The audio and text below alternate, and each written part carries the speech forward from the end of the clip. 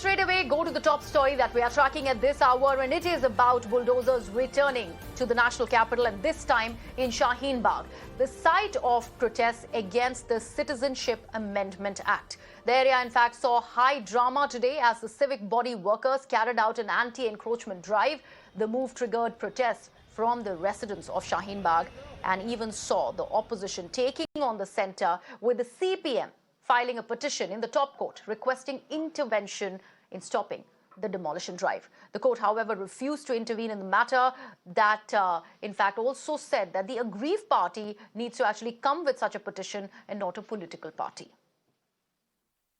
हम पूरी कानूनी प्रक्रिया को अपनाते हुए, पूरे कानून का पालन करते हुए, निगम की धारा 321, 322, 324, 1957 का जो एक्ट है, उसमें कहीं भी इंक्रोचमेंट हटाने के लिए किस तरह का कोई नोटिस भी देने की जरूरत नहीं पड़ती। उसके बाद भी हम लोग इंटीमेट करने का काम करते हैं और समय समय पर विभाग का जो भी पुलिस डिपार्टमेंट को भी लिखने का काम करते हैं। या तो मान जाएंगे तो ठीक है, नहीं तो दोबारा बुलडोजर जाएगा तो वो खाली हाथ वापस नहीं आएगा। And my colleague Alok now joins me on the broadcast. Alok, a lot has happened through the day today, especially from Shaheen Bagh, where the bulldozers did come, but they could not go ahead with the demolition drive, considering the kind of protests that we've been seeing since morning. So just take us through what exactly ensued on ground, because I believe many of the people, the residents of Shaheen Bagh, who in fact started to go and do away with some kind of encroachment, physically, without the bulldozers really having to actually come in. So just take us through what really happened there. Well, yes. So it was important day as far as the anti-encroachment drive, which is being conducted by the Municipal Corporation of Delhi, especially South Delhi. And it will be continued till 13th of May. And they have identified certain areas of the national capital where they are conducting this drive.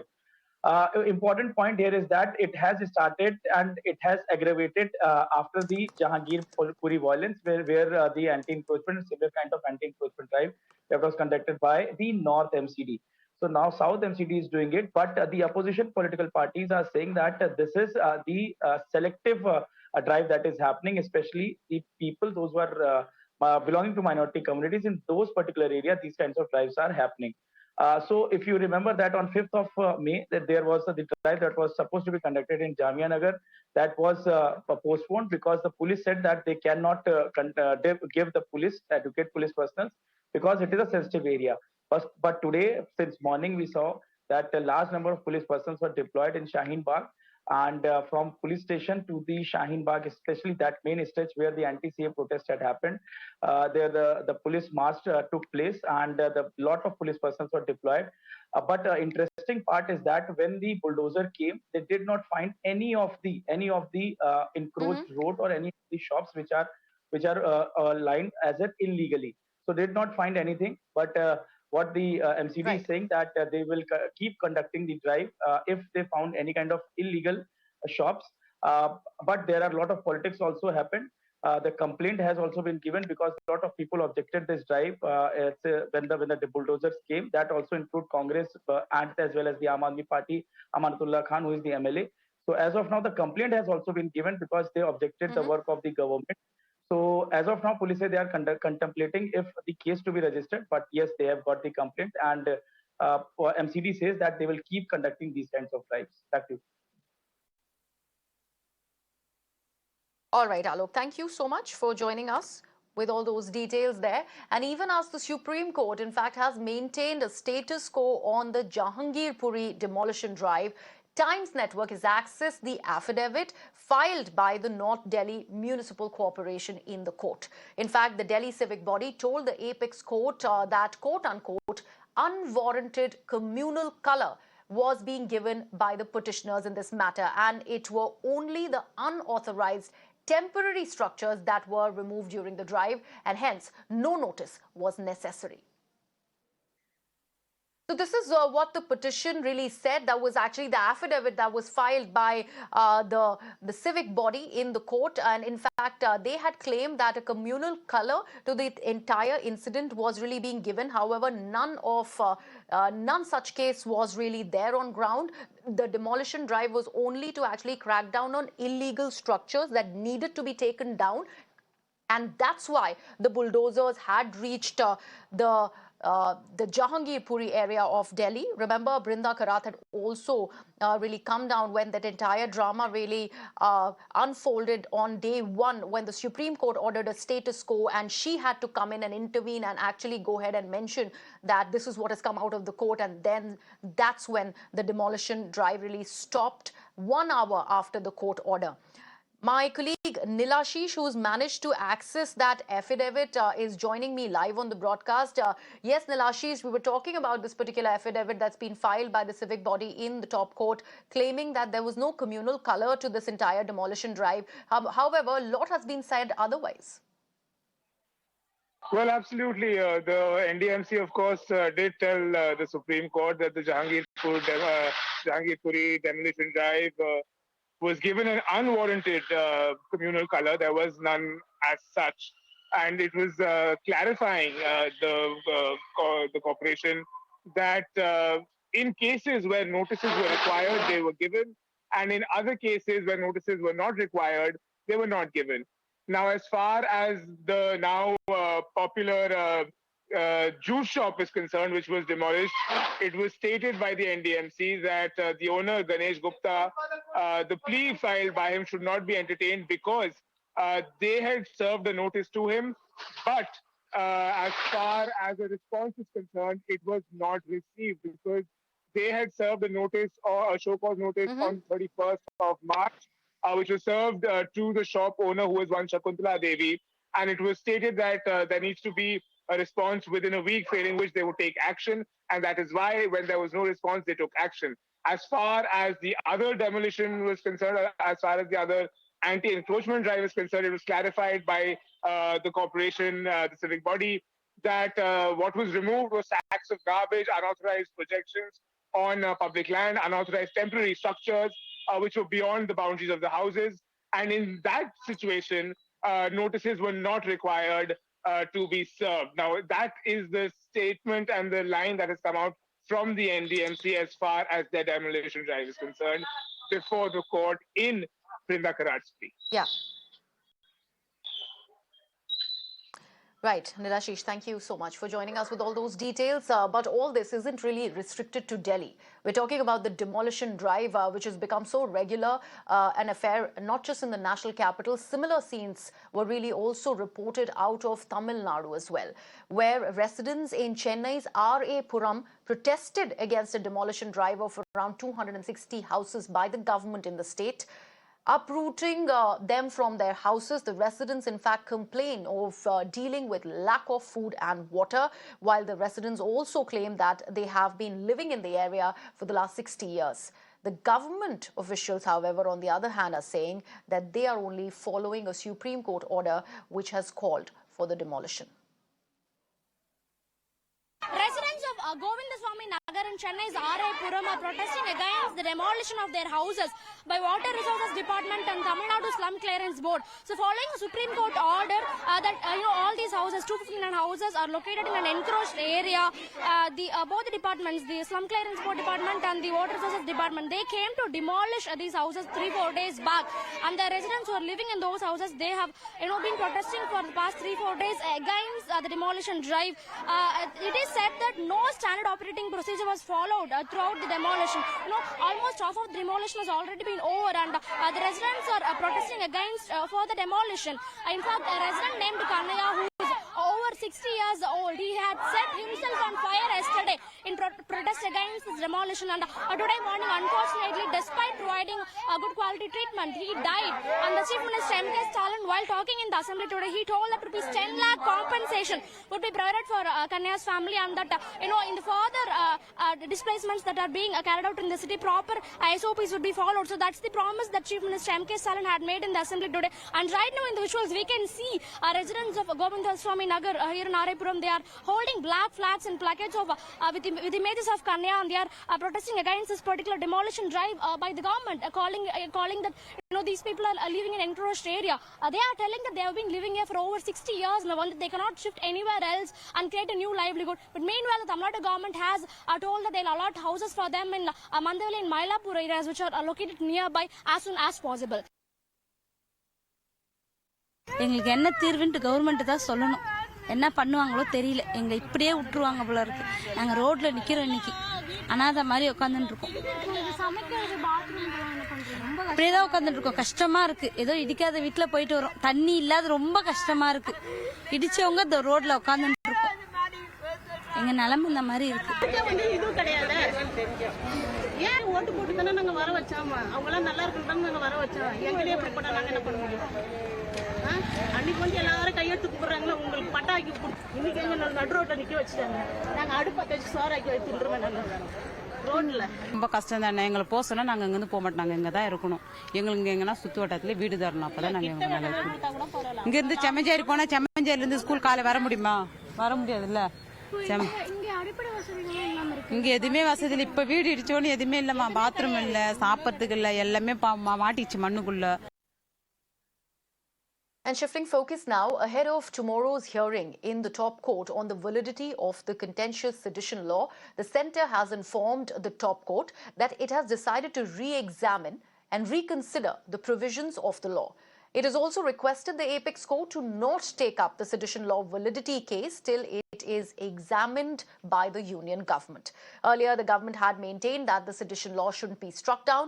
Instead, its misuse must end. Honorable Prime Minister Modi ji has clearly stated and directed that we will reconsider and re-examine the provisions of the sedition law. We have conveyed it to the Honorable Court that we are taking a decision. So government's position is very clear, and I hope the court will understand it. And court should not get into this territory of framing laws because government has already given the commitment. Undoubtedly, the sedition law should be repealed. However, the affidavit which the government has filed in the Supreme Court seems to be a rather curious submission, because what they have essentially said is that at an appropriate point in time, in an appropriate forum, they would consider this question. It almost seems as if they are trying to preempt the Supreme Court's adjudication of this matter. And my colleague Meenakshi now joins me live for more on this. Meenakshi, first the centre was sticking to its stance of letting the law remain as is and also quoting that it should not go ahead and be misused. The Rana's example has always been quoted because that's a very, very recent case. However, now it is decided to what it's calling re-examination of the law. What is really happening? Because it's only tomorrow that the court is going to actually look at it. However, there's more time that's been sought by the centre, or is it otherwise? Well, Griha, that's a very interesting question. We will try to not preempt really what the Supreme Court does, but we will certainly look at the very wise move as far as the government is concerned, because like we heard the Manish Tiwari say, that it does seem the government is uncomfortable with the Supreme Court stepping into the territory. We also heard from Mr. Rijuju, incumbent law minister, who's saying that courts should not get into the area of looking into, reconsideration of laws. It's for the executive. So that is essentially the fine line. What has happened is this, that tomorrow the Supreme Court will go ahead and examine whether the Kedar Singh judgment of 1962, whether that judgment should be relooked at by a superior bench composition of the Supreme Court or not. Even with that, the government for now seems clearly uncomfortable because, like you rightly mentioned, on an earlier occasion, government had filed an affidavit saying that the Kedar Singh judgment should be retained, which was passed in 1962, where the Supreme Court upheld the sedition law with certain clauses. However, by virtue of this fresh request today, the government is saying that the Prime Minister in particular is very keen to do away with colonial era laws which have outlived their utility and purpose, and therefore the government will be re-examining or re-looking at this particular contentious sedition law in particular. Until that exercise by the government of India is complete, the Supreme Court should keep its hands off the issue. So this position, Agria, is an amended position from the affidavit that the government itself had filed just a couple of days back. So clearly, there is something, and let's remember, even this affidavit, which was filed by the government asking for the Supreme Court to retain the Kedar Singh judgment, had come by after a substantial period of time, and the Supreme Court reminding the government, rebuking the government that how is it taking so long to come out with the articulated legal position, and subsequently granting the government only 2 days time to file an affidavit, which was then obviously filed by the competent authority. In this case is the MHA.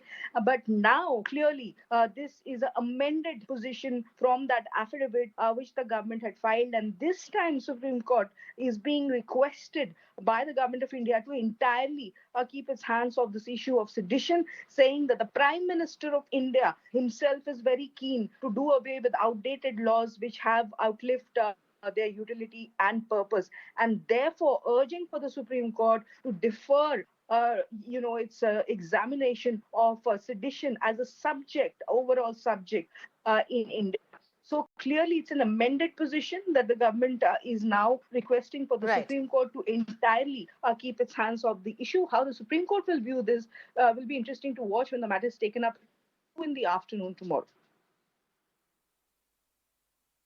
All right, Meenakshi, thank you so much. So an amended position by the centre, from the last affidavit that was filed before the court. We'll have to wait and watch what really happens next. Meanwhile, the former Union Law Minister, Ashwani Kumar, has welcomed the centre's move to re-examine the law. Let's listen into that reaction that's come in.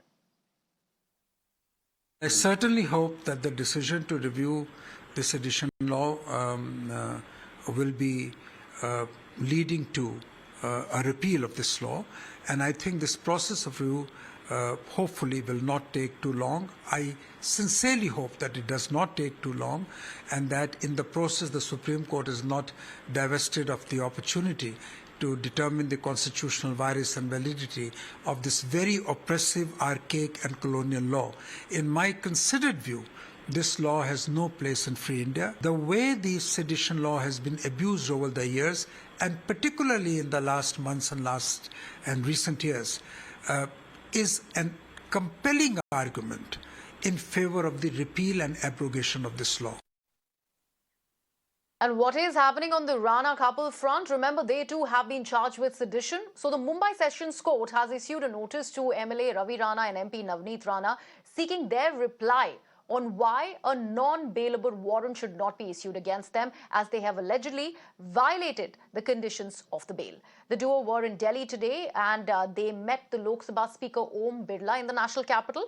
Navneet and Ravi were granted bail on the 4th of May. And as per the court orders, the couple were restrained from speaking or making any statement on the Hanuman Chalisa recital matter to the media. However, they have not really gone ahead and, respected what was actually said to them. जो तरीके से department काम कर रहा है, जो उद्धव ठाकरे के दबाव में काम कर रहा है, मुझे लगता है वहाँ न्याय की अपेक्षा नहीं थी। केंद्र में जो न्याय की अपेक्षा है, और जो 20 फुट गाड़ने की बात की है संजय राउत ने, पोपट ने, उसकी पहले मैं जाकर पुलिस स्टेशन में कंप्लेन करूंगी, FIR नोन कराऊंगी।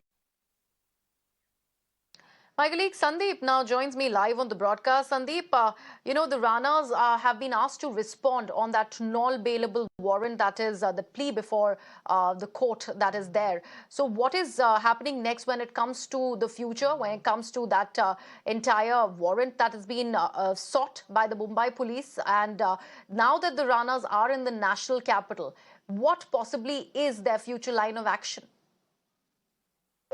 See, first of all, in this case, Ranas have to reply in regards of the question asked by the High Court that why you not need to be arrested again and your bail needs to be cancelled. Now, in this issue, Rana has, while speaking to media, has already stated that she was speaking about a particular person, but not about the incident. And the application, in fact, does not stand. That's what Navneet Rana states. But yes, we will have to wait what kind of application she puts up in upcoming hearing, and what does the court order in regards of whether she will be able to, be on the bail, or whether her bail will be cancelled again. All right, Sandeep, thank you so much for joining us with all those details there. So all eyes are on the Rana couple, considering they've been asked to respond on that entire non-bailable warrant that been sought to be actually invoked against them by the Mumbai police. Let's now shift focus and go to Sri Lanka, where the economic crisis has really worsened and the situation as well. And now the Prime Minister, Mahinda Rajapaksa, has stepped down. This has come moments after a nationwide curfew was announced in the island nation. Now, earlier today, clashes broke out between rival political camps in the capital city of Colombo.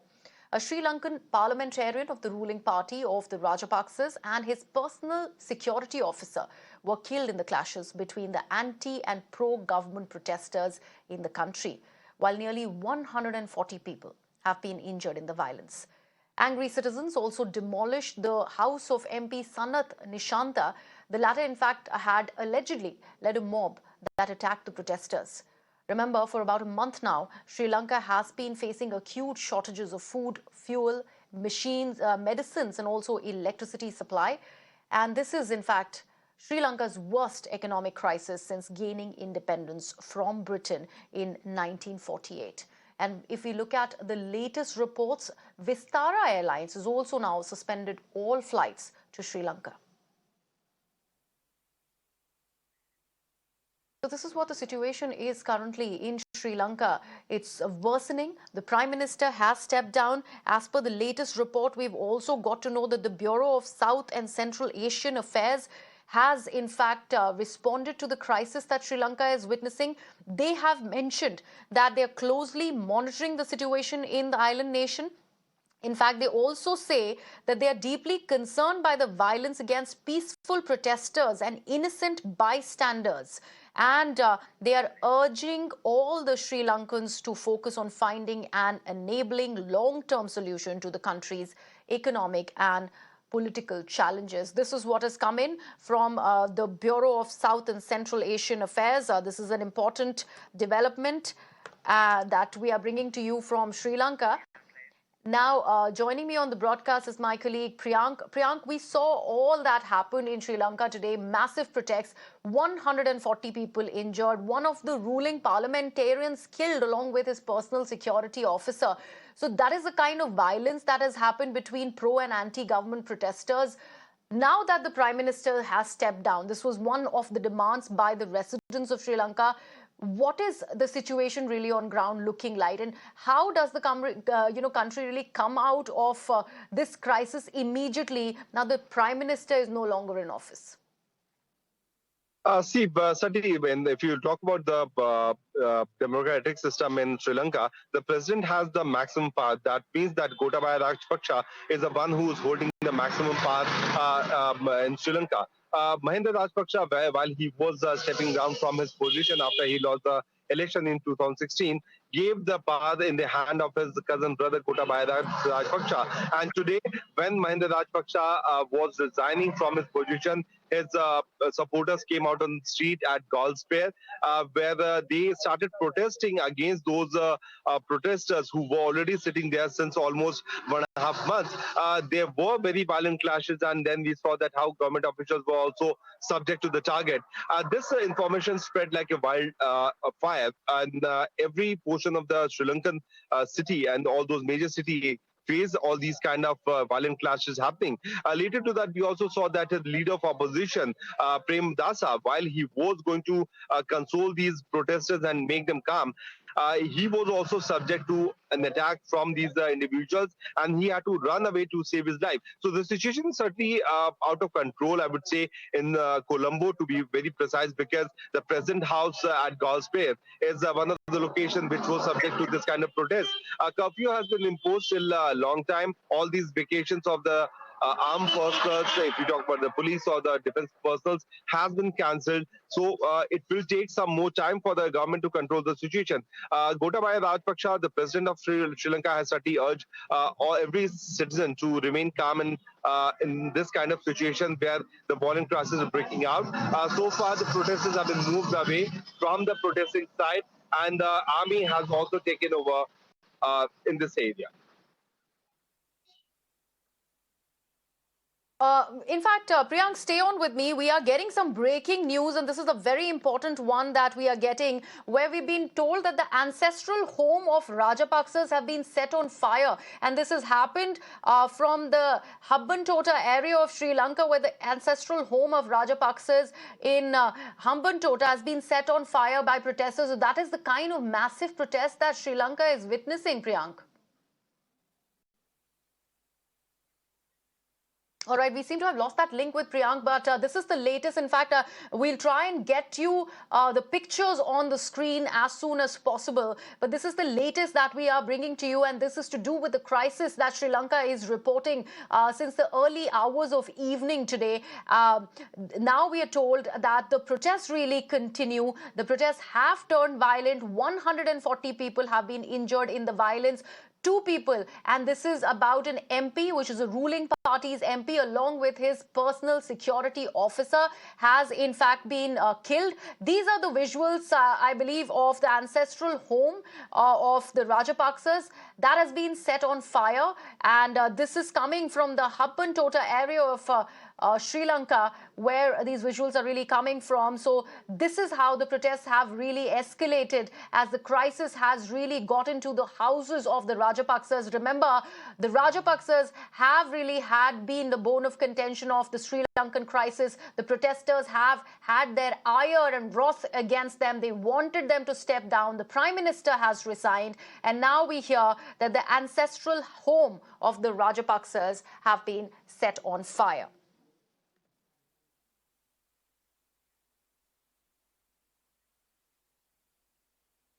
Let's shift focus now. Now, on the Russian Victory Day, President Vladimir Putin has put the blame on the West for the war in Ukraine. Defending his actions, Vladimir Putin has said that the Ukrainian invasion has been necessary because the West was preparing for the invasion on his land, including Crimea.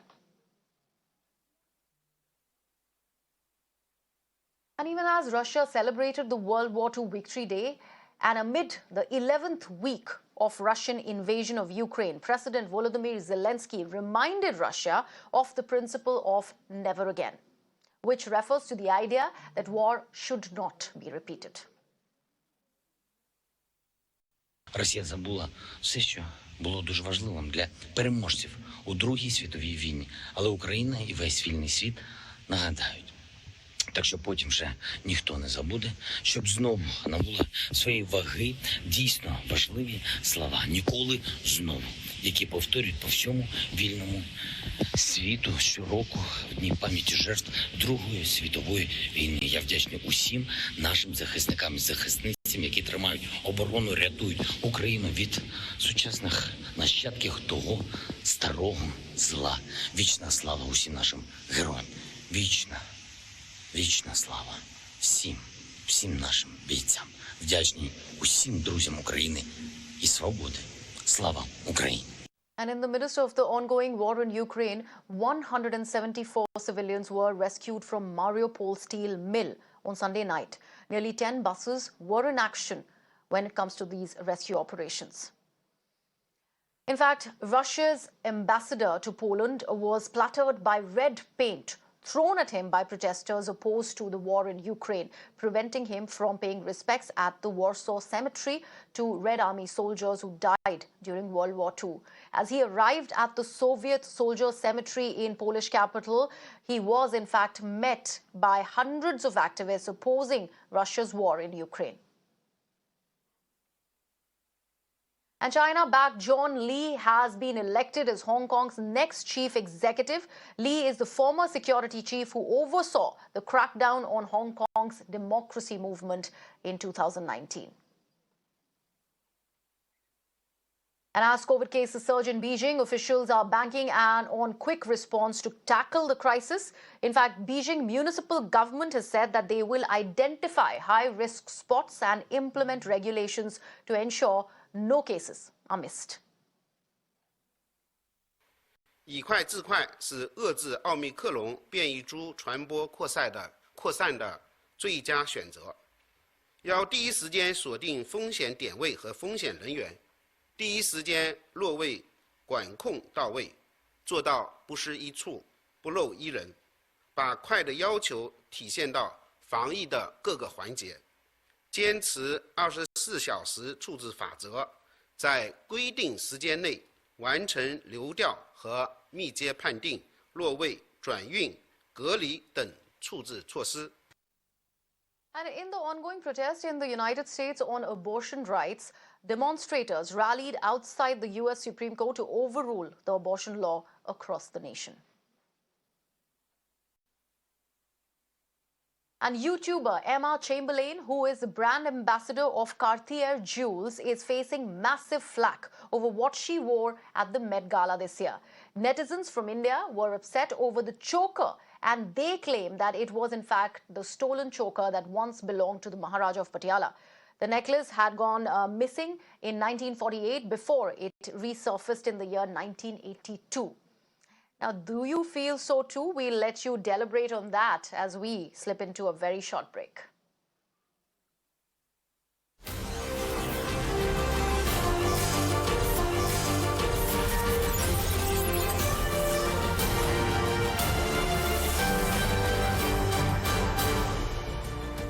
Welcome back. You're watching Nation Tonight with me, Griha. Now, the Allahabad High Court has made some stinging observations in the Lakimpur violence case. The court observed that had the junior Home Minister Ajay Mishra Teni not threatened the farmers earlier, the violence could have been averted. It was alleged that the farmers in Uttar Pradesh's Lakimpur Kheri had protested against the minister's threats. The court also found it intriguing as to why the Union Minister Teni and UP Deputy Chief Minister attended the wrestling competition in the area when Section 144 stood imposed there. The court also denied bail to 4 accused in this case. Remember, last year, 4 farmers and 3 BJP workers and also a journalist were killed after an SUV rammed into them. Ajay Teni's son Ashish Mishra is the main accused in this particular case. And shifting focus now. Amidst the controversy over the Gyan Vyapi Masjid in Varanasi, another demand of a similar nature and a survey is rising, this time of the Taj Mahal. Now, a petition has been filed in the Allahabad High Court over opening of 22 rooms of the Taj Mahal. The petition has been filed by Dr Rajneesh Singh, who is the media in charge of BJP's Ayodhya unit. He, in fact, has sought a fact-finding inquiry into the history of the Taj Mahal. Now, according to the petition, Hindu groups have been claiming that Taj Mahal is an old Shiva temple. Mughal king Shah Jahan had commissioned the construction of the Taj Mahal in the year 1632, and the project was finished in the year 1653 after nearly 20 years. Now, however, some in fact are now rushing to propound the theory that the mausoleum in fact predated Shah Jahan and was built long before Muslim rule began in the country. So Taj Mahal, the 8th wonder of the world and one that is hailed as a symbol of undying love, all of that goes to naught, does it? हम ये चाहते हैं अदालत के through जो 20 कमरे हैं वो खोले जाए और जनता के सामने जो सच्चाई है वो आनी चाहिए। महल के भीतर के 22 कमरे 1934 ईस्वी में खुले थे। उस समय का एक फोटो उपलब्ध होता है जिससे कि ये पता लगता है कि 34 में वो कमरा खोला गया था। उसके बाद ये कमरे खोले अवश्य गए होंगे, लेकिन एएसआई का कोई भी अधिकारी इस तथ्य को स्वीकार करने के लिए तैयार नहीं। ये तस्वीर है 1934 की। 1934 की। ये वही नीचे के कमरे हैं जिनका जिक्र होता है 22 कमरे। हाँ, ये कमरों की तरफ जाने का रास्ता है जिसको कि दरवाजा ईंटों से, लाखोरी ईंटों से बंद किया गया है। Let's shift focus now to Congress Working Committee meeting in the national capital, and ahead of the Chintan Shivir to be held from May 13th to 16th, Congress Working Committee meet was held in the national capital, and the party, which aims at a new action plan to bolster the party that was constituted, that in fact has constituted 6 different panels, will be taking up political, economic and organizational issues, among others, when it comes to that Chintan Shivir. So Sonia Gandhi really addressed that AICC meet today in the national capital, and she spoke about what the party really needs to do and also spoke about self-criticism that was needed in the party forums, and which is why this particular Chintan Shivir is being organized in Udaipur between 13th to the 16th of May. Let's now take a look at some of the business-related stories and very important ones that have come to light today. And the first and foremost being the Sensex that has tanked more than 350 points to end at 54,470.67, while Nifty declined over 100 points to settle at 16,301.85. The Indian share markets dragged as worries about higher interest rates and a tightened lockdown in Shanghai deepened the investors' fear, and the global economy also is headed for a slowdown. That fear is also really impacting the markets. The Indian rupee fell below the 77 rupee per dollar mark for the first time ever, hitting a record low of 77.5 against the US dollar.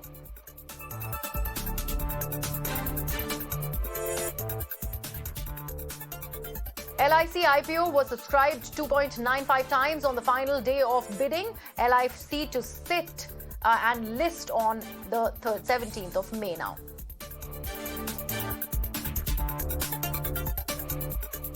Also, atta prices in the country have hit a record high.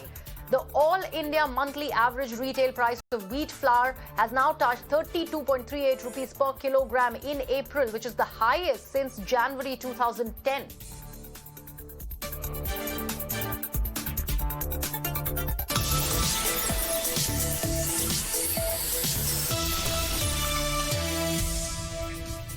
We're getting you some breaking news now, and this is coming from Mumbai, where level 2 of a high-rise building in Bandra has caught fire. The fire is on the 14th floor of the Jivesh Terraces building. In fact, this high-rise is close to Shah Rukh Khan's Mannat Bungalow. So this is the high-profile area in Mumbai. And to actually take us through what is happening there and what is the kind of firefighting operations that are currently on, I'm now joined on the broadcast by my colleague Sandeep. Sandeep, what caused this fire, and what is the situation on ground? How many fire tenders have been pressed into service, and how bad really is the fire? See, as far as this fire is concerned, it has been reported on the 21-story high-rise building named Jivesh Apartment, located at Bandstand area. It is just next to Shah Rukh Khan's Mannat apartment, and it is being said that the air conditioners in one of the flats is said to have caused a blaze at the Jivesh Terraces in Bandra Bandstand. So at this point of time, around 8 to 7 fire engines and water tankers are there to curb the fire. And in fact, Maharashtra Cabinet Minister Aditya Thackeray, who resides in Bandra Kalanagar, have also tweeted that he's upset with this incident, and he's taking the stock of the details and if anyone has been injured or any casualty has been done or not. So, huge incidents at Mumbai is one of the prominent places. All right, Sandeep, thank you so much for joining us. We will try and wait to get in more developments with Sandeep over there. Meanwhile, this is a fire that has been reported from a building which is called the Jivesh Terraces. This, in fact, is on the 14th floor of the building, like Sandeep was just mentioning. And this location, if you have to get a sense of the location of where exactly this fire has been reported out of, this is very close to Shah Rukh Khan's Mannat Bungalow. So that is the area that we are looking at over here. And we'll wait to get more inputs on this story and also to actually see what is the intensity of the fire and how soon can this be doused. Now, severe cyclonic storm Asani, packing winds up to 120 kilometers per hour in the Bay of Bengal, is expected to weaken gradually into a cyclonic storm during the next 24 hours. Now, it is very likely to move northwestwards till the 10th of May and thereafter recurve northeastwards. The IMD has forecast heavy rainfall at isolated places over coastal Orissa and adjoining areas of north coastal Andhra Pradesh from the 10th evening. In fact, this cyclone is something that we had our eyes on, but how badly is it going to impact or not? To actually take us through with all of that, I'm now joined on the broadcast by Mr. Mahesh Palawat of SkyMet. Mr. Palawat, thank you so much for joining me on the broadcast. Just take us through what really will be the impact of the cyclone. Is it going to die down? Is it going to just escalate into rain? What is it when it comes to the eye of the storm? How badly are the people around the eye of the storm are really going to be affected?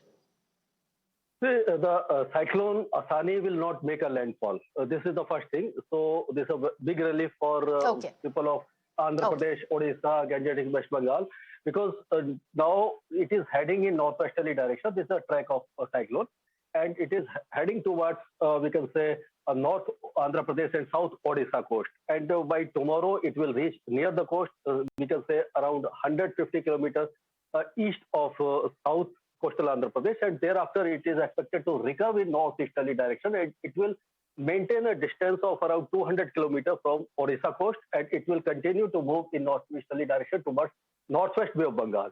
And by tomorrow morning, it may degenerate into cyclone, and the intensity will be, we can say, it will lose its intensity. And by tomorrow evening, it is expected to further weaken into a deep depression, and it will, by that time, it will be moving along the Odisha coast. So rain activities will be over coastal areas of Odisha, right from Gajapati, Ganjam, Koraput, Kendrapada, Bhubaneswar, Paradip, Cuttack. These areas will get moderate rain with one or two heavy spells, and coastal areas of Andhra Pradesh, right from Machilipatnam, Kakinada, Vizianagaram, Visakhapatnam, Srikakulam. All these areas may also get light to moderate rain with one or two intense spells. Wind speed will be in the order of 50 to 60 kilometers. In gust, isolated places may experience a wind speed of 70 kilometers per hour. So we can say that its potential of damage is not as much as we have seen in the case of the cyclone Amphan and Yas. Amphan was in 2020 and Yas in 2021. So, but we cannot lower our guard. Yeah. All right. All right, Mr. Palava, thank you so much for joining us. So rains is what the impact is going to be when it comes to Cyclone Asani. Quite an Asani there for people who are around that area, because thankfully Asani has not really been making landfall. It is not slated to do that and really move, eastwards like Mr. Palawat really was mentioning. Thank you so much, Mr. Manesh Palawat, for joining us on the broadcast. On that note, in fact, I'm slipping into a very, very short break here on Mirror Now. News and updates continue on the other side.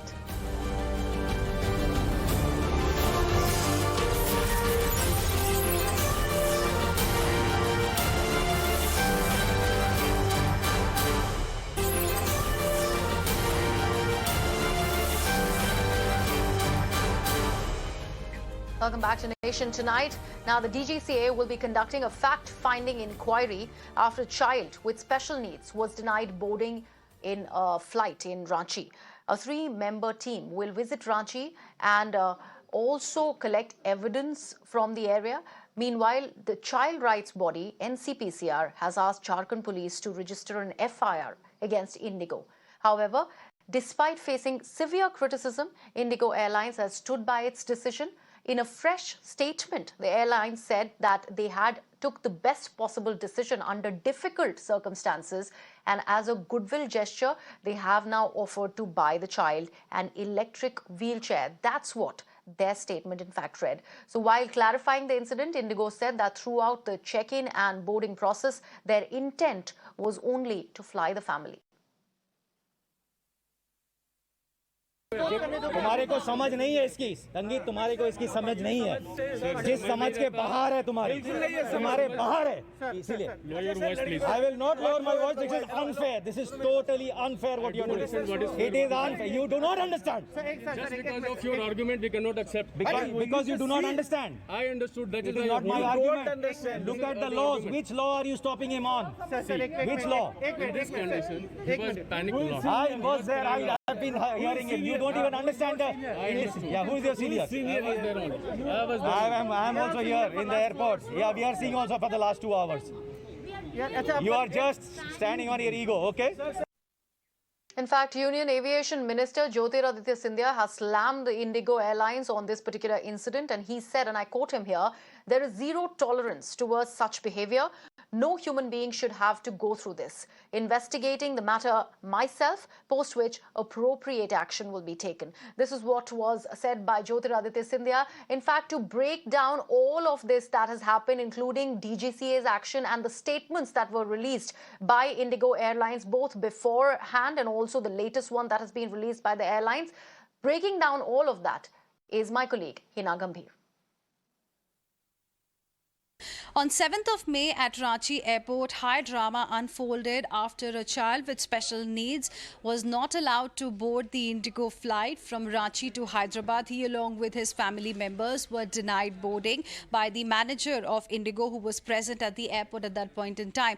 This video was shared by a passenger on social media and it became viral. Indigo faced a lot of backlash as well. And following that, 2 statements have been issued by Indigo in 2 days. Indigo, in the second statement, has expressed regret and has also offered an electric wheelchair to the passenger, to this child with special needs who was denied boarding. Civil Aviation Minister Jyotiraditya Scindia has also reacted, saying that there's zero tolerance for this kind of a behavior. He's ordered an investigation as well. DGCA had sought a report from Indigo. After receiving that preliminary report, DGCA has formed a 3-member panel that will be visiting Ranchi as well as Hyderabad, where the family is right now, to find out the facts of this particular case. And after 1 week, we can expect action in this case.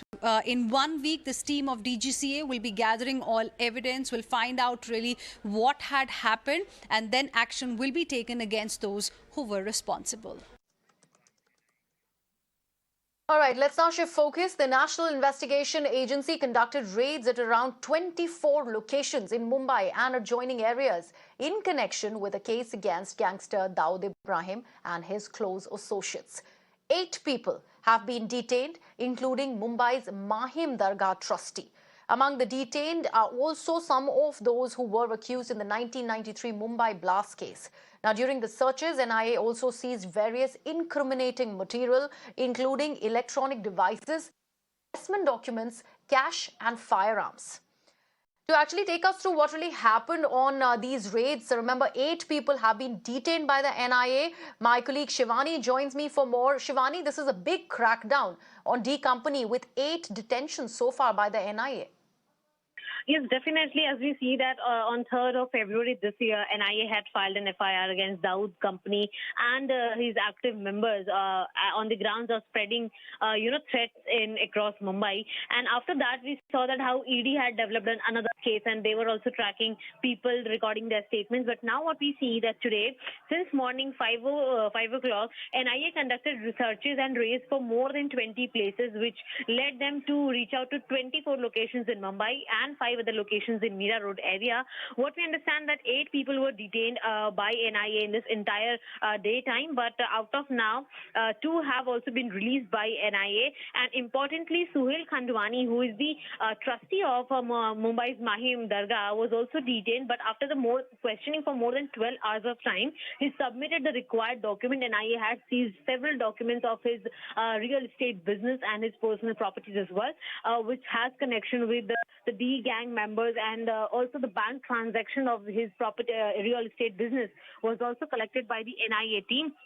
And later he was released. Also, Mobina Bhindiwala was also released after the questioning, and her mobile and some documents were also seized by the NIA team. What we understand that there are now 6 people, those are detained with the NIA team, where NIA will be recording their statements. But meanwhile, what we understand that when all of these people are some or the other way having deep connections with the D gang, as we talk about Salim Fruit, then he's a close aide of Iqbal Kaskar and was also very closely associated with Hasina Parker. Abdul Qayyum was also an accused in 1993 blast, and Sameer Hinduja, who had supplied guns to Sanjay Dutt, Guddu Pathan, close aide of Karim Lala, and also Dawood Ibrahim. So such all people, those were closely associated with one or the other important member of D gang, those were targeted by the NIA team. And especially talking about the 1993 Mumbai bomb blast case, then all of those people, those were accused and got released by the court in the year 2016. They were the ultimate people on the list of NIA, hence this searches were conducted. Primarily talking about this release, then NIA has also recovered several cash and firearms as well. All right, Shivani, thank you so much for joining us with all those details. And from Mumbai, let's now shift focus to Karnataka, where amid a raging controversy, where contractors have leveled corruption allegations against the Bommai government in the state, there comes two incidents of infrastructural collapses in Karnataka. Now, few hours of rain in the state has wreaked havoc. The downpour has exposed the poor infrastructure in the IT capital of the country, which is Bangalore. Let's now show you the two instances. On your screens, you can see on one side parts of a newly inaugurated stadium roof collapsing in Bengaluru. It, in fact, was recently inaugurated on just the 1st of March. And on the other side, you can see in Udupi, a floating bridge that was unveiled just last week that got washed away because of the rains. Now, 80 lakh rupees were reportedly spent on the construction of this floating bridge. In fact, what do people of Bangalore really have to say about these infrastructural lapses? Let's listen in from themselves. Potholes, they have to close. Then only I think that rainwater won't stand. Buildings, yeah, definitely, when there's some seepage will be there, so definitely that all water will go inside. What I personally feel is, especially when I'm generally returning from my work, that is a time when I'm generally in hurry, and especially if it's raining at that time, it really becomes an issue because the road is clogged, and I ride a bike. So everywhere I'm going, I don't know where the potholes are, and many of the roads have potholes. So if I'm driving, especially if I'm in hurry and the road is covered with water, it's generally very difficult to know where the potholes are, and that leads to a lot of accidents.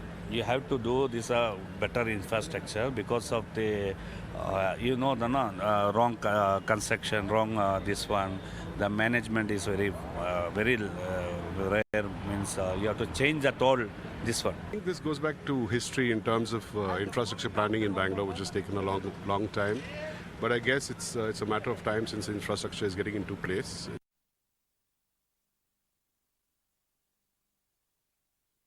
All right, with that, we have come to the very end of this broadcast, but not before we show you this. The Irish rock band U2 performed a surprise